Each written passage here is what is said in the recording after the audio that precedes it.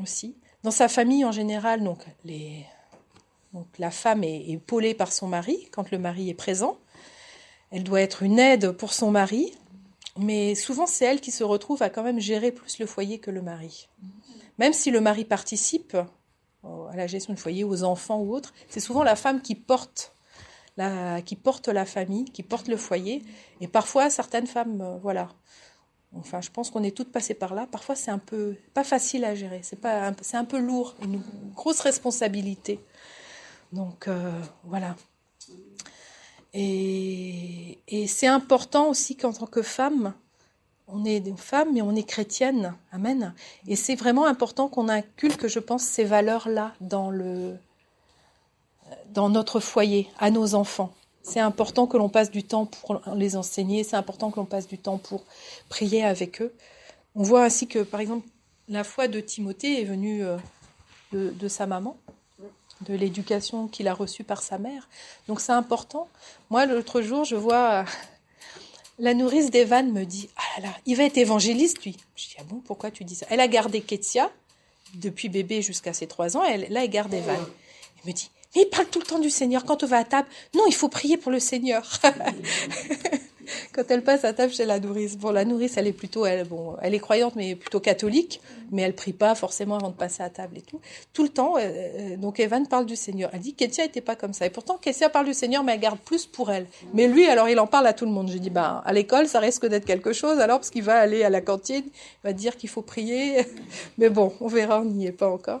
Mais c'est pour montrer qu'en fait, qu'on pose, les petites pierres qu'on pose dans la vie de nos enfants, en fait, elles sont importantes et les aident aussi à grandir, à connaître le Seigneur et à grandir dans la foi.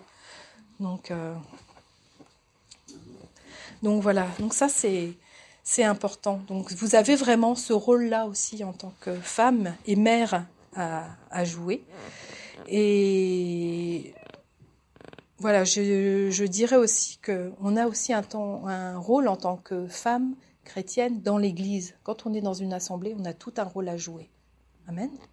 Pas simplement, je dis pas que toutes doivent être pasteurs, que toutes doivent être évangélistes ou autres, mais on a tous une petite part à trouver. Et justement, ensemble, c'est ça qui fait l'Église. Et je dirais que la force aussi, c'est d'être un groupe, comme là, un groupe de femmes. Ça nous rend aussi plus forts, ça rend aussi l'Église plus forte. Et voilà. Donc voilà les quelques petits mots. J'avais prévu plein d'autres choses à dire, mais je vais laisser la parole à la servante. Non, mais c'est... Ça sera, voilà, pour une... Voilà. Donc, si ça ne te dérange pas, je te laisse le téléphone.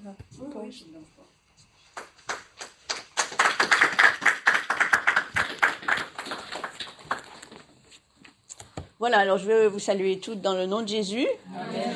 Voilà, alors comme a dit notre sœur, eh bien, nous aussi, nous sommes très contents d'être ici. Hein.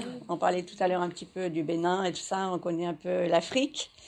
Et donc, on est très contents de connaître des frères et sœurs d'autres pays, d'autres cultures aussi, parce que ça nous apporte beaucoup à nous, parce que le Seigneur se manifeste de façon différente, suivant les cultures. Et il y a certaines choses que, je dirais, les Européens ont compris, et que d'autres cultures ont moins bien compris. Et au contraire, il y a des choses que les Africains ont compris ou que les Américains ont compris et que nous, Européens, on n'a pas comprises. Et donc, quand on va à droite, à gauche, on découvre une autre facette de notre Dieu. Voilà. Alors, en tant que femme aussi, c'est très important. Donc, on va commencer au début. Dans la Genèse, chapitre 1, verset 26, Dieu dit, faisons l'homme à notre image, c'est-à-dire faisons l'être humain. Faisons l'être humain à notre image, selon notre ressemblance, et qu'il domine sur tous les poissons, etc. Donc, le projet de Dieu au commencement, c'est qu'il domine sur toute la création.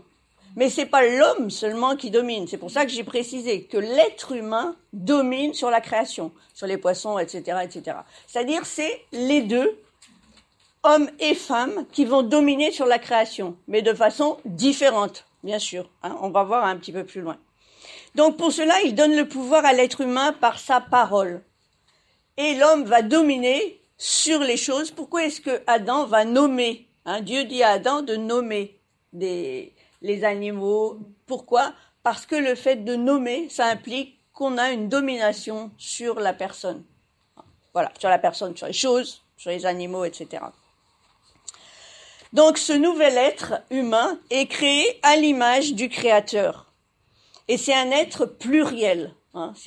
L'être humain est pluriel et on va voir donc dans la suite comment cela va être précisé. Genèse, chapitre 1, verset 27, donc c'est juste la suite. Dieu créa l'homme à son image. Il le créa à l'image de Dieu, homme et femme, il les créa. Son image, l'homme, l'être humain est créé à l'image de Dieu. Son image, c'est homme et femme. C'est pas que homme ou que femme. C'est homme et femme. Parce qu'en Dieu, il y a du masculin et du féminin.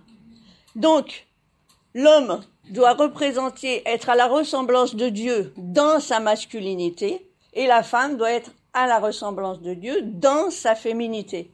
Et quand les femmes sont absentes ou qu'elles ne parlent pas du Seigneur, qu'elles ne prennent pas leur place dans le corps de Christ, eh bien, il y a toute une partie de Dieu qui n'est pas manifestée. Parce que Dieu veut se manifester aussi au féminin. Ça ne veut pas dire qu'on prenne la place des hommes, qu'on fasse des choses comme les hommes. Pas du tout. Mais on a une façon féminine de manifester Dieu, de manifester la divinité qui est en nous, par l'Esprit Saint. D'ailleurs, le mot « esprit », en hébreu, ça se dit « ruach ». Je pense que vous savez, ça, il y a des chants, on chante « ruach » des fois. « Ruach », c'est un mot féminin. Le Père masculin, le Fils masculin, Ruach est un mot féminin, c'est pas le hasard. Bon, alors, ce qui est important aussi de voir là-dedans, c'est que parfois, on se trouve avec des personnes qui ont été blessées par leur père, ou qui ont été violées, ou qui ont été battues, abusées de quelque sorte, ou un père méchant, ou des frères méchants, qui ont vécu qui ont vu et qui ont subi une masculinité qui était mauvaise, méchante. Donc ces personnes-là, quand on leur dit que Dieu est Père, c'est masculin. On leur dit que Jésus est un homme, ce qui est vrai. Quand il est venu sur terre, il est venu en tant qu'homme masculin. Il n'est pas venu en tant qu'être humain féminin. Eh bien, ces personnes-là, que ce soit femme ou homme, parce qu'il y a des hommes qui ont été blessés par d'autres hommes. Donc, quand on a été blessé par des êtres masculins, on a énormément de difficultés à avoir une relation avec le Père ou à avoir une relation avec Jésus. Et le fait de dire qu'en Dieu, il y a aussi de la féminité, que Dieu a des entrailles de mère, entrailles même, en hébreu, c'est utérus. Alors, je veux dire, là, on peut pas se tromper. Des entrailles de mère. Dieu a des entrailles de mère. Il console comme une mère, etc. Il y a tout un tas de choses. À un autre endroit, il est dit aussi, c'est dans Romains 8, il dit l'esprit, c'est l'esprit qui nous dit que nous sommes enfants de Dieu. Or, dans la vie courante, qui est-ce qui peut dire à un homme, qui est-ce qui peut dire cet enfant c'est de toi? Donc le Saint-Esprit, il est comme une mère qui dit c'est celui-là ton père et c'est pas un autre, te trompe pas de père. Et ça, il y a qu'une femme qui peut le dire. L'homme, il peut jamais savoir si l'enfant, il est de lui ou pas de lui. C'est toujours la femme qui peut dire, oui, c'est sûr, c'est bien de toi, voilà. Et donc, l'esprit, là, il fait pareil. Il dit, voilà, c'est celui-là ton père. Regarde, c'est celui-là. N'en cherche pas d'autre, c'est celui-là. Donc, vous voyez, plusieurs fois, bon, ça, on va pas passer notre temps là-dessus, mais il y a plein d'endroits, et c'est important. Parce qu'il y a des personnes qui sont tellement blessées et vulnérables. Je me rappelle, on était dans une session, c'était dans le Gard, et c'était une dame, elle devait bien avoir 70, 75 ans, et c'était la première fois qu'elle entendait que Dieu, qu'il y avait de la féminité en Dieu. Et elle a dit, mais alors, Dieu est père et mère? Je lui dis, en quelque sorte, oui. Et elle dit, alors c'est merveilleux, elle dit, parce que elle dit, moi je pouvait pas prier Dieu simplement en tant que masculin. Elle dit, j'arrivais pas. Mais maintenant, ça m'ouvre des horizons colossaux. Et donc sa vie a vraiment changé. Même sa tête, elle a changé de tête à ce moment-là. Elle a découvert quelque chose qui l'a vraiment franchement épanoui. Donc je pense que ça, c'est notre rôle à nous aussi de le dire, de bien montrer que nous sommes à la ressemblance de Dieu et qu'il y a une partie, je dirais une partie, si on peut dire, que Dieu est un tout, en fait, féminin et masculin, ensemble. Voilà. Donc Dieu, verset 28, chapitre 1, verset 28, Dieu les bénit et leur dit, soyez féconds, multipliez, remplissez la terre, soumettez-la et dominez, etc., etc. Donc l'être humain reçoit l'autorité de Dieu pour gérer la création selon Dieu. Hein. Bon, la seule interdiction, etc., tu ne mangeras pas de l'arbre de la connaissance du bien et du mal. On continue. Genèse 3, 15. Je mettrai l'inimitié entre toi et la femme, entre ta postérité et sa postérité. Celle-ci t'écrasera la tête et tu lui blesseras le talon. Hein. Donc, Genèse, chapitre 3, verset 15. Il va y avoir une inimitié entre le serpent et la femme, effectivement. Et entre la postérité de la femme, hein, qui va être donc Caïn, Abel, tous les descendants, et sa postérité. Alors on va voir ce que c'est que la postérité de Satan. Et c'est la postérité qui va écraser la tête de Satan. C'est la postérité, c'est pas la femme. Attention, c'est pas nous les femmes qui écrasons la tête de Satan. Parce que ça, j'ai entendu dans beaucoup d'églises que c'est la femme, hein, c'est-à-dire la féminité, la femme qui va écraser la tête de Satan. Non, c'est la postérité de la femme, hein, c'est-à-dire, en fait, c'est Jésus, le Christ, qui est la postérité de la femme au bout de X siècles, qui, lui, a écrasé définitivement Satan. Ok ? Voilà, donc ça, c'est très important de le comprendre. Donc, à travers la race humaine, donc Jésus, la postérité de la femme, a vaincu Satan, mais alors on parle aussi de la postérité de Satan. Qu'est-ce que c'est que la postérité de Satan ? On va le voir un peu. Satan, il a une postérité dans la race humaine aussi. C'est ceux qui obéissent à Satan, consciemment ou inconsciemment. À un endroit, je vais vous dire exactement où ça se trouve, Jean 8, 44, il est dit, vous avez pour père le diable. Hein, et même à un moment, il dit à Pierre, arrière de moi Satan. Voilà, c'est-à-dire qu'à certains moments, nous tous, en fait, nous tous, à certains moments, on obéit à Satan, consciemment ou inconsciemment. Et donc, à ce moment-là, Satan, il a une postérité. Et tant qu'on n'a pas donné notre vie à Jésus, j'espère qu'ici tout le monde a donné sa vie à Jésus, tant qu'on n'a pas donné notre vie à Jésus, qui n'est pas notre maître, nous avons pour père le diable, parce que on est né sous le péché. Hein, donc je ne vais pas revenir là-dessus parce que vous connaissez, mais voilà en quoi Satan a une postérité. Et donc il y a toujours combat entre la postérité de Satan, hein, et entre la postérité de ceux qui sont en Dieu. Donc c'est le combat spirituel. Voilà. Donc la femme a une postérité selon la volonté de Dieu, Abel, Seth, Noé, etc., Abraham et tous. Et la postérité définitive de la femme, c'est le Christ, donc qui écrase Satan. Nous sommes aussi, donc, de la postérité de la femme, à partir du moment où nous avons choisi Jésus-Christ. Nous sommes de la postérité de la femme, comme dit Paul dans Galates au chapitre 3, verset 7, ceux qui ont la foi sont fils d'Abraham, et donc ensuite fils de Dieu.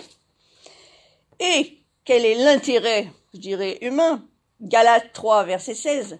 Les promesses ont été faites à Abraham et à sa descendance, c'est-à-dire à Christ. Et si nous sommes les enfants d'Abraham, on a droit à toutes les promesses qui ont été faites à Abraham. Et quelles sont les promesses qui ont été faites à Abraham ? Hein, c'est dit aussi à un autre endroit, dans Genèse. Abraham a été béni en tout. Donc, en fait, on a tout. C'est simple. Tout, par la foi, grâce à la postérité de la femme qui est Jésus-Christ. Hein ? Voilà. Vous êtes tous fils de Dieu par la foi en Christ Jésus. Donc la postérité de la femme, ce sont ceux qui croient et c'est eux qui peuvent écraser la tête du serpent à la suite de Christ. C'est-à-dire Christ a vaincu Satan définitivement, mais après à nous d'entrer dans cette victoire, hein, et de manifester cette victoire. Voilà, donc la femme se laisse séduire, etc. On va passer là-dessus.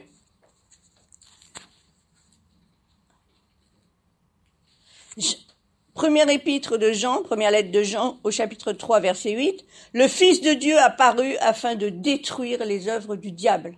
Donc ça confirme bien que c'est... Colossiens 2, 15, encore. Il a dépouillé les dominations, les autorités, les a livrées publiquement au spectacle en triomphant d'elles par la croix. Donc par sa mort et sa résurrection, Jésus a administré à Satan et à son royaume une défaite totale, définitive. Satan a été vaincu définitivement. Mais il a encore du pouvoir et à nous de résister. C'est dans Pierre qui dit « Soumettez-vous à Dieu et résistez au diable ». Parce que si on n'est pas soumis à Dieu, on ne peut pas résister au diable. Et souvent, on voit qu'on essaye de résister au diable, mais avant, on n'a pas pris le temps de se soumettre à Dieu. Donc, soumettons-nous à Dieu avant de vouloir nous battre, dans l'intercession pour un tel, ou pour nous-mêmes, etc.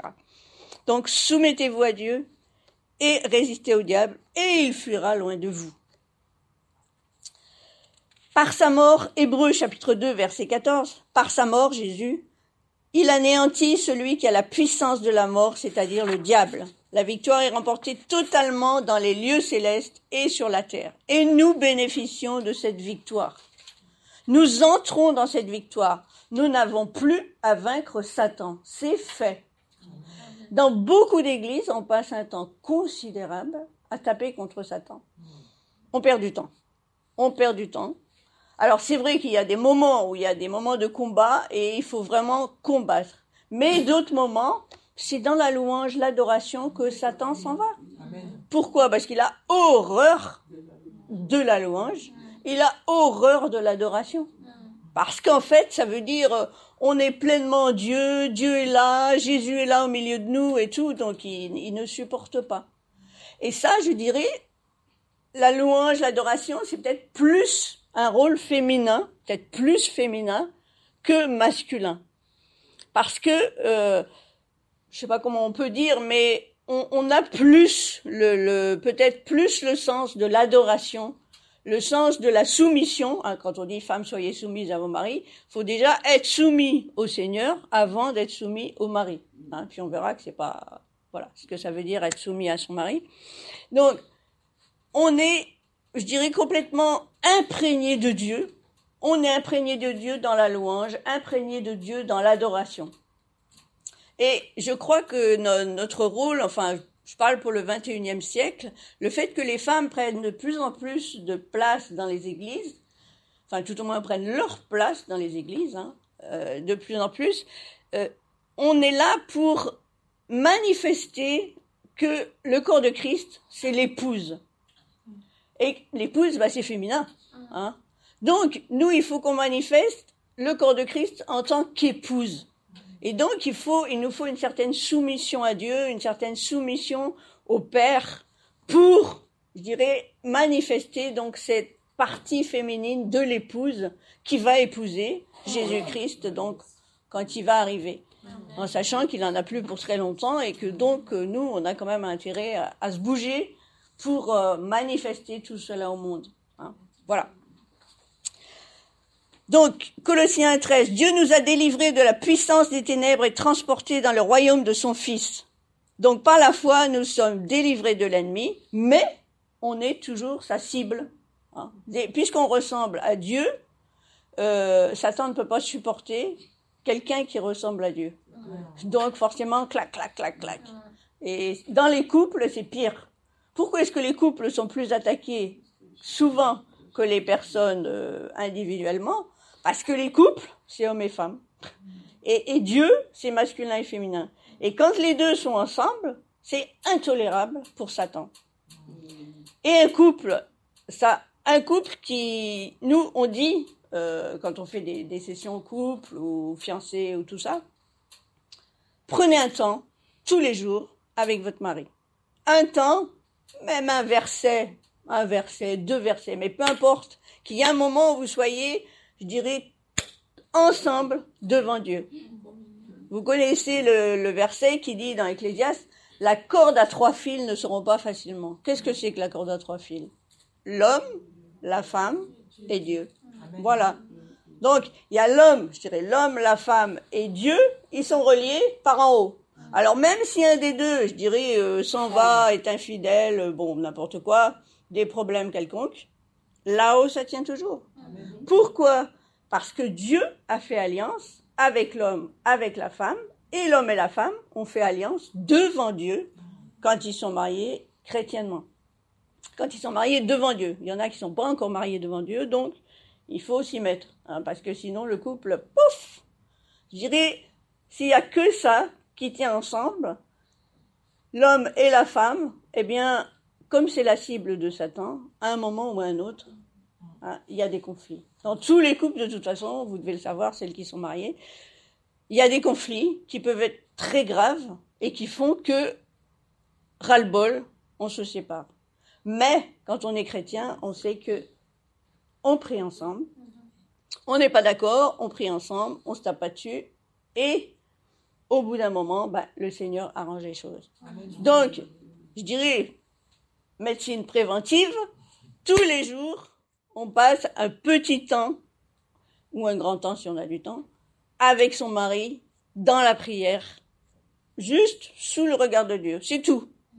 Alors après, en plus, si vous avez du temps, une fois par semaine ou autre, on passe un temps en famille avec les enfants, très important aussi. Après, c'est à chacun de gérer. Hein. Mais au moins, je dirais même si votre mari est à perpète, si on peut avoir 30 secondes de prière ensemble au téléphone, c'est important. Hein. Voilà. Quand c'est possible. Hein. Maintenant, je dirais, c'est la prière la plus difficile. Je vous donne l'expérience de notre couple et de beaucoup de couples qu'on connaît. Enfin, nous, on est mariés depuis plus de 30 ans, donc on a une petite expérience. Et beaucoup de couples, ce qui est le plus difficile, c'est pas de trouver un temps de prière personnel, c'est pas de trouver un temps de prière en famille, mais c'est de tenir la prière de couple. Parce que c'est tellement intolérable pour Satan que c'est là qu'on est le plus visé. Donc c'est là que nous, il faut, je dis pas se battre, mais il faut tenir bon. Il faut dire, on n'a pas prié aujourd'hui. On n'a pas prié aujourd'hui. Hein, voilà. Ok ?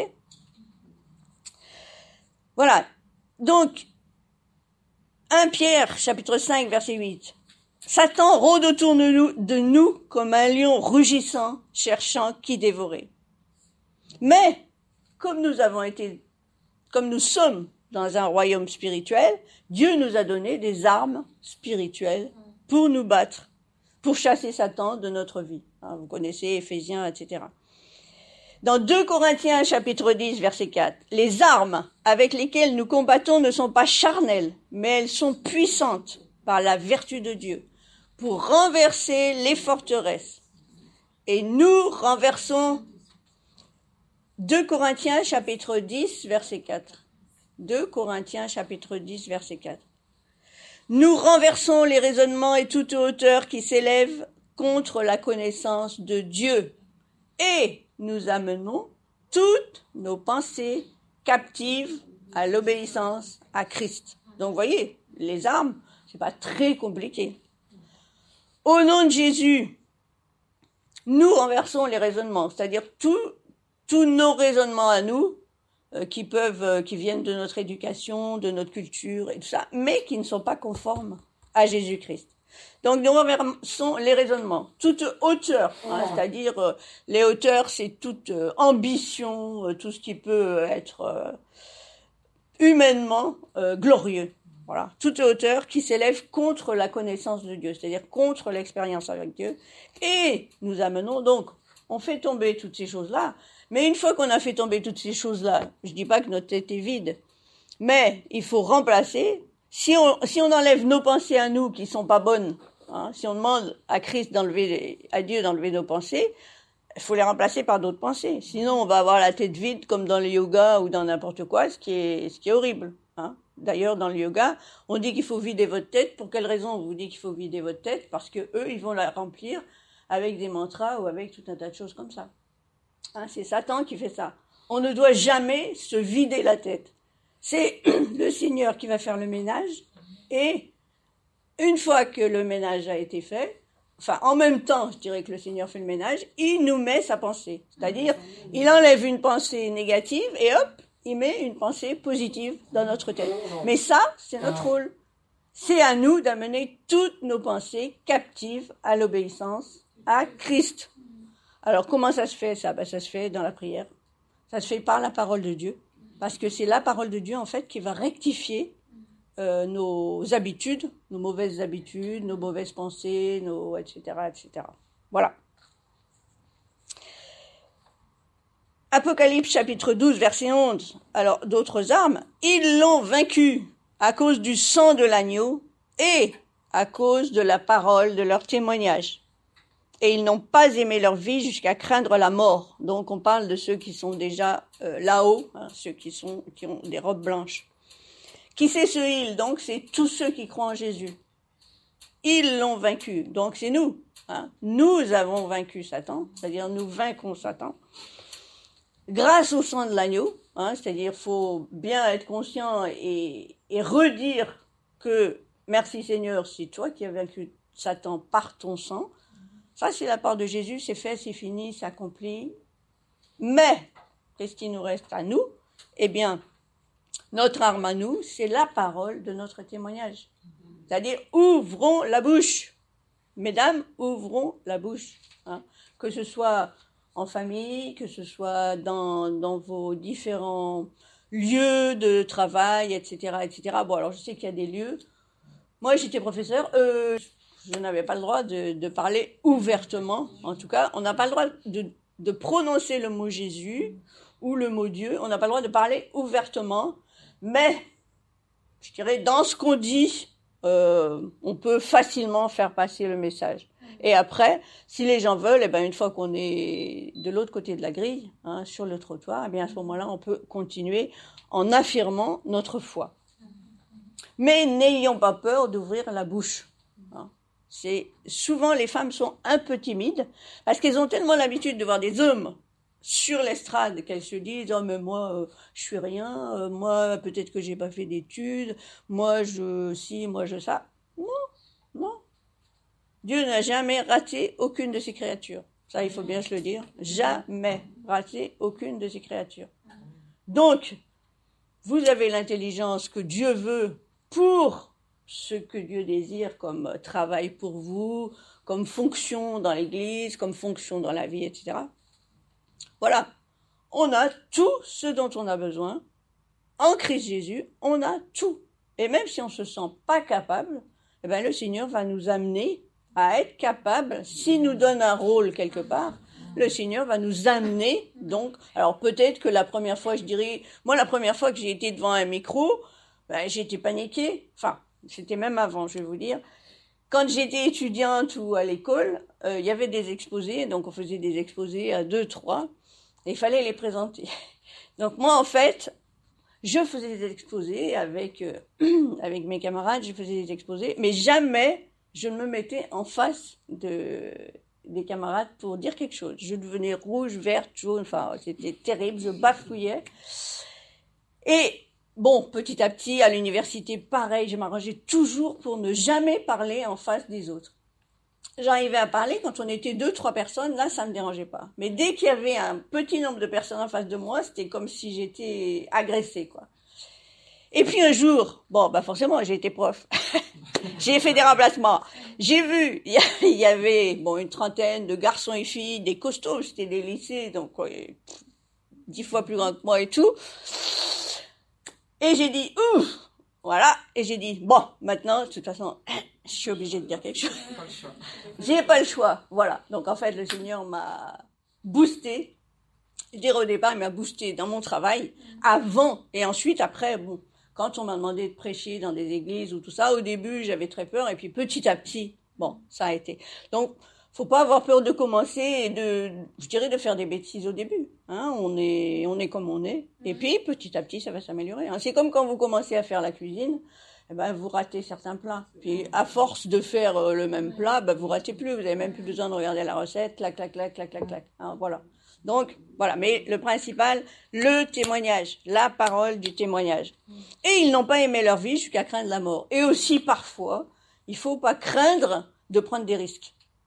Et des risques, de gros risques parfois, pour annoncer la parole de Dieu. C'est-à-dire, il ne faut pas préférer sa vie. Celui qui préserve sa vie la perdra. Voilà. Mais celui qui la donne la retrouvera.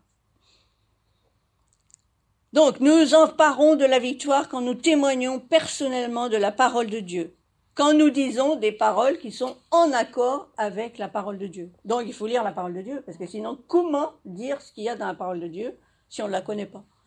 Moi, je sais, par exemple, quand je prêche ou quand je parle à des gens, il y a des choses dont je ne parle pas, parce que je ne les connais pas, ou je ne les ai pas comprises, ou que ce n'est pas mon expérience. Je ne parle que des choses, que des versets bibliques, je dirais, que le Seigneur m'a permis de comprendre, et m'a permis de vivre aussi. Il y a des choses, j'en parlerai jamais, parce que ça m'est pas demandé, je crois.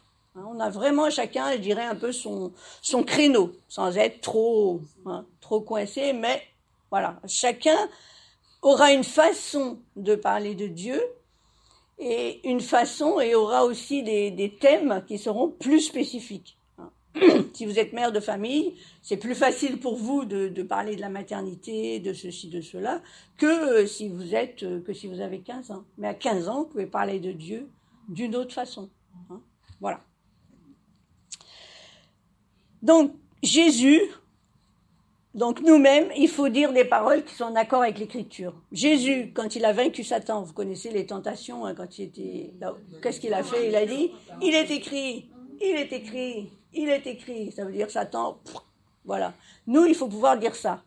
Alors, on va pas dire comme ça, il est écrit, parce qu'on va passer pour des débiles, mais parfois on peut le dire, parfois on peut le dire. Mais on va, je dirais, envoyer la parole de Dieu telle qu'elle est.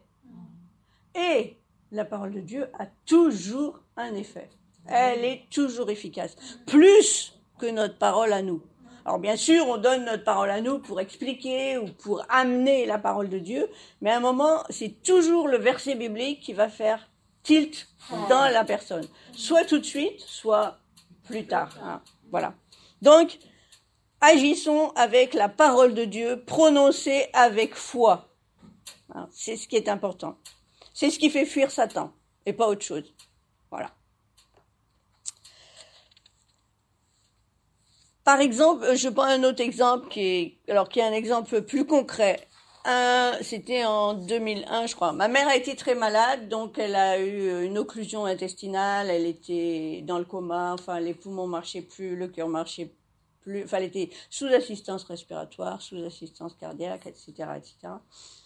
Et donc j'ai dit, Seigneur, voilà, tu as dit que tu guérissais toutes les maladies, donc, Seigneur, voilà.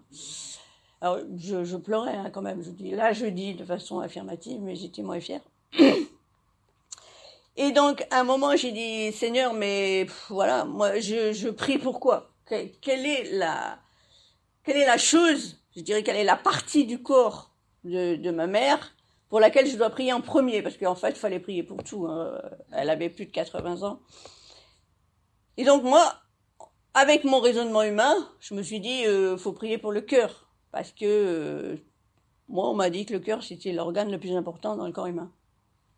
Donc, et en fait, mais j'ai dit, Seigneur, toi, dis-moi quelle est ta priorité. Et j'ai reçu les poumons. Oh, j'ai dit, bon, ok, elle était sous assistance respiratoire, donc les poumons ne marchaient plus.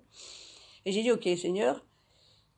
Et la première chose que j'ai faite, d'abord, c'est que quand les médecins m'ont dit, oh, vous savez, ses poumons marchent plus, ça risque de pas redémarrer, son cœur marche plus. Bon, vous connaissez un peu le milieu médical.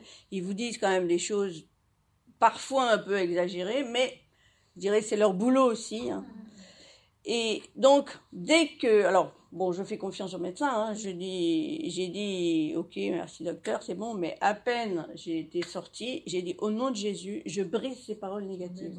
Amen. Et ma mère remarchera, ses poumons vont fonctionner, son cœur va refonctionner, etc., etc. Donc déjà, au nom de Jésus, j'affirme, donc je brise les paroles négatives et à la place, je remplace par des paroles positives, mais qui viennent de Dieu. Moi, j'ai pas inventé que Jésus guérissait toutes les maladies, que Dieu guérissait. Je l'ai lu. Donc, si je l'ai lu, je dis, Seigneur, tu l'as dit, ça doit s'accomplir. Ok? Alors, d'autres fois, je dirais, le Seigneur nous montre que la personne ne va pas guérir. Parce que c'est son temps, parce que ceci, pour différentes raisons. C'est pour ça qu'il faut d'abord demander à Dieu, avant de se battre en disant, ouais, elle va remarcher, elle va ci, elle va ça. Si c'est la volonté de Dieu qui part doucement dans la paix, là on a une amie donc avec 85 ans, on priait pour elle, tout ça, mais voilà, le Seigneur a voulu la rappeler à lui. Merci Seigneur. Hein, c'est comme ça. Il faut pas s'acharner en disant ouais, j'ai prié pour sa guérison et ça marche pas. Ça marche quand Dieu veut que ça marche. Jésus, il a pas guéri tous les malades de tous les lieux où il est passé. À certains endroits, il a guéri un malade ou deux malades, et il devait y avoir sûrement d'autres malades qui venaient, hein, puisqu'il disait tous les infirmes et tous les malades venaient. Donc, il faut bien voir qu'est-ce que Dieu veut faire pour cet homme, ou pas, et est-ce que Dieu veut faire la guérison tout de suite, ou au bout de 1 mois, 2 mois, 3 mois, 6 mois, 10 ans, etc. Hein, donc, demander, c'est ce qu'on a dit, amener notre pensée captive à l'obéissance de Christ. Et c'est comme ça que Dieu peut faire des miracles. Parce que parfois, je vous dis, on passe des mois et des mois à prier pour des gens, et hop, on les enterre. C'est un contre-témoignage. Hein, parce que Dieu nous a pas demandé de prier pour la guérison de cette personne. Il nous a peut-être demandé de prier pour son salut, ou de prier pour qu'elle ne souffre pas, ou de prier pour ceci, pour cela. Okay ? Donc c'est ça l'importance de recevoir la direction du Saint-Esprit, hein, les directives du Saint-Esprit. Donc, je continue. Donc, c'est la parole de Dieu prononcée avec foi qui fait fuir Satan, et pas autre chose. Donc, quand quelqu'un dit quelque chose de négatif, affirmez ce que dit la parole de Dieu, parce que sa parole est la vérité. Et utilisez l'épée du Saint-Esprit. Vous connaissez Éphésiens 6, nous n'avons pas à lutter contre la chair et le sang, c'est-à-dire on n'a pas à lutter contre des êtres humains, mais contre les esprits du mal dans les lieux célestes. En fait, on a à lutter contre des esprits, mais des esprits qui passent à travers des personnes, bien sûr, et qui se manifestent méchamment à travers telle ou telle personne. Mais c'est pas la personne en elle-même. En fait, ce qu'il faut, c'est démolir l'esprit qui est dans la personne, mais pas démolir la personne elle-même, bien sûr. Donc, la parole de Dieu proclamée. Et quand je dis proclamer, c'est proclamer ouvertement avec sa bouche. C'est-à-dire, c'est pas proclamer dans sa tête.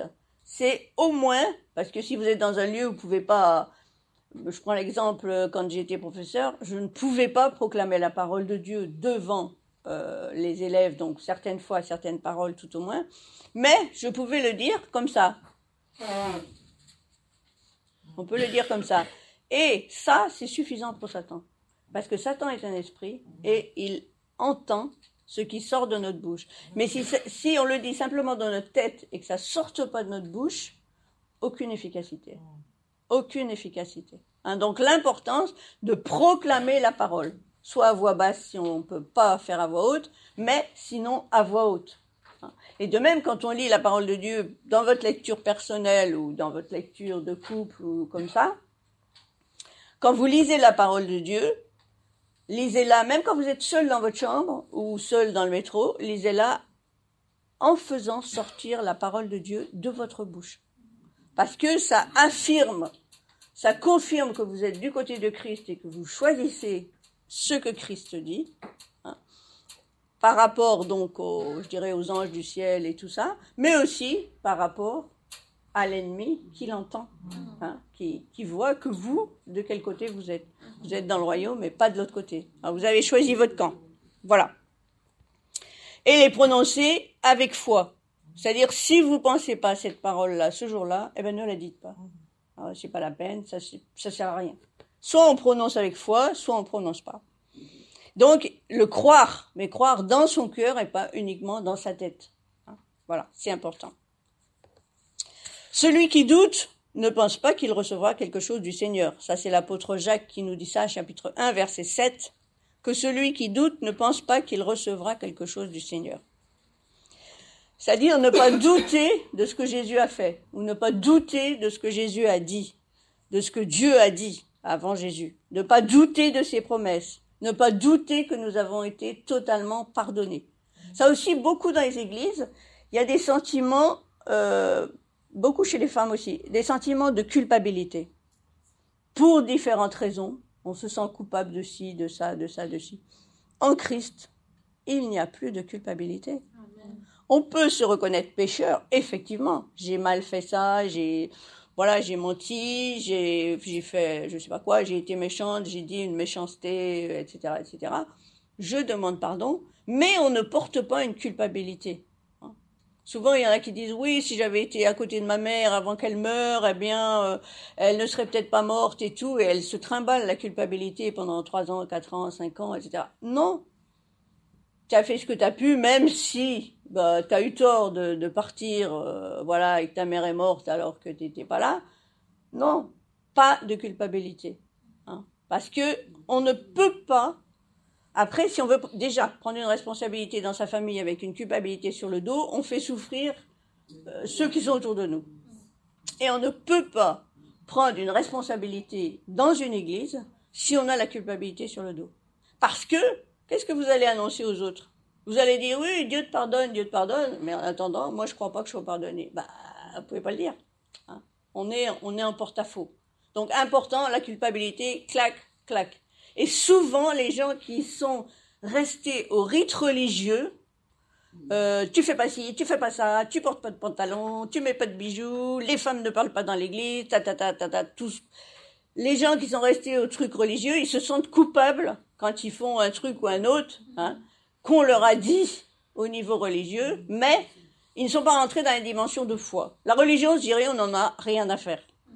Ce qui est important, c'est la foi. La religion, après, la religion, le christianisme, en tout cas, il y a différentes façons de manifester sa foi. Hein. Simplement, on demande que les gens croient que Jésus-Christ est mort, ressuscité, qui nous a pardonné nos péchés, etc. Voilà. Et qui nous a envoyé le Saint-Esprit. C'est tout. Après, comment on va manifester ça? Eh bien, dans une église, on va faire comme ça. Dans une culture, on va faire comme ça. Dans l'autre, on va faire comme ça. Voilà. Hein, donc, ne pas se sentir coupable parce qu'on ne rentre pas dans le moule d'une église, ou dans le moule d'une culture, ou dans le moule de ceci, ou le moule de cela. Il y a plein de choses dans nos cultures qui sont à enlever. Parce que ça ne correspond pas à la parole de Dieu. Et chaque fois qu'on va lire dans la parole de Dieu quelque chose qui ne correspond pas à nos habitudes ou à notre culture, eh bien, il va falloir choisir. Est-ce qu'à partir de maintenant que j'ai compris, est-ce qu'à partir de maintenant, je vais lâcher ça pour faire ce que Dieu dit, même si je vais m'attirer les foudres de mon grand-père, de ma grand-mère, de mon père, de ma mère, etc., est-ce que je vais lâcher ça? Ou est-ce que j'ai trop peur et je vais rester dans le moule familial, habituel, etc., etc. Hein, ça, il y a des cas où c'est très difficile de choisir. Voilà. Donc, Luc, chapitre 10, verset 19, je vous ai donné pouvoir de marcher sur les serpents et les scorpions et toute la puissance de l'ennemi, et rien ne pourra vous nuire. Luc, chapitre 10, verset 19. Rien ne pourra vous nuire. Quand on est en Christ. Mais si on est à moitié en Christ, eh bien, on va se prendre des claques, forcément. Parce que l'ennemi, il voit où sont nos failles. Hein. Donc, on aura toujours des failles, hein. Faut pas non plus se faire d'illusions, hein. Jusqu'à ce que le Seigneur revienne ou jusqu'à notre mort, de toute façon, on sera jamais parfait, on aura toujours des failles. Mais quand on voit une faille, eh bien, on essaye, hein. On demande au Seigneur de nous corriger de cette faille-là pour que ça soit pas une entrée pour l'ennemi qui va nous manipuler d'une façon ou d'une autre. Voilà.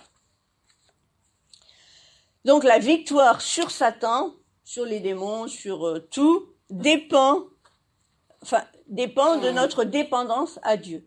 Le principal, c'est notre relation à Dieu. Si on a une bonne relation à Dieu, eh bien, Dieu, petit à petit, va nous purifier. Hein. Globalement, on a déjà tous été purifiés par le sang de Jésus. Ça, à ce niveau-là, il n'y a pas de problème. Mais après, la purification a été faite pour tout le monde, dans tous les temps, dans tous les lieux. Mais après, c'est à nous de nous emparer de cette purification. On a été, je dirais, rendus purs par Christ, mais après, il faut que Christ nous montre, eh bien là, t'es pas encore pur. Donc là, voilà, etc. Et on va rentrer de plus en plus dans la purification, dans la sanctification. Mais ça, c'est notre travail. Hein, comme je disais tout à l'heure, Jésus a tout fait, tout accompli. Je dirais, la sanctification, on a tout. Devant nous, on a tout. Tout. À nous, après, de nous en emparer soit rapidement, soit il y a des choses, on les acquiert en une prière, hop, ça y est, on est guéri de telle ou telle chose. Mais il y a d'autres choses, ça met des années et des années, je dirais, à être corrigé. Hein. Voilà, et c'est pas nous-mêmes qui pouvons le faire. Zacharie, chapitre 4, verset 6, ce n'est ni par puissance, ni par la puissance, ni par la force, mais par mon esprit que les choses vont se passer. Hein. C'est-à-dire, c'est plus on va dépendre de Dieu, plus on va passer du temps dans la louange, dans l'adoration, dans la lecture de sa parole, dans la proclamation de sa parole, eh bien plus, je dirais, le nettoyage va se faire en nous, hein, et plus l'Esprit de Dieu va prendre de place en nous. Voilà. Donc, si nous sommes soumis à Dieu, si nous sommes dépendants de son esprit, alors nous sommes capables de résister au diable. Donc, c'est ce que j'ai dit tout à l'heure. Parce qu'il ne peut pas résister au Saint-Esprit, c'est-à-dire à la puissance divine qui agit en nous. Dans Éphésiens, il est dit, chapitre 3, verset 20, Éphésiens, chapitre 3, verset 20, « Celui qui, par la puissance qui agit en vous, peut faire infiniment au-delà de ce que nous demandons ou pensons. » Parce qu'en fait, c'est pas nous qui agissons. Bon, bien sûr, je dirais c'est nous qui prêtons notre corps, qui volontairement confions notre corps au Saint-Esprit. Parce que le Saint-Esprit, c'est un esprit. Hein. Donc, il a besoin d'un corps pour s'exprimer. Comme les démons, c'est des esprits, ils ont besoin d'un corps pour s'exprimer. Donc, soit ils vont trouver des hommes, soit ils vont trouver des animaux, soit autre chose.